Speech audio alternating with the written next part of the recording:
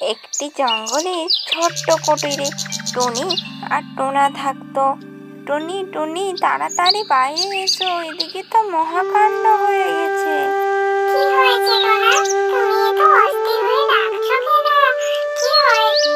জানো টুনি, জানো, আমি বাইরে থেকে খবর পেলাম আলফা ঝড় আসবে।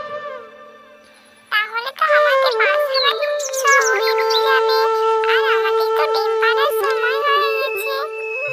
টুনি, চলো আমরা জঙ্গলে মহারাজের কাছে যাই, ওইখানে সভা বসেছে নাকি। শোনো, যে আলফা ঝড় এসেছে তাকে আমরা কেউ আটকাতে পারবো না। তাই সবাই সবার নিজের কক্ষে ফিরে যাও সাবধানের সাথে। টুনি আর টোনা যখন বাড়ি ফিরে আসে তখন এখানে প্রচণ্ড ঝড় বৃষ্টি শুরু হয়ে যায়, আর টুনির মাথায় বিদ্যুৎ চমকায়, টুনি মাটিতে পড়ে যায়, টুনি আহত হয়ে যায়।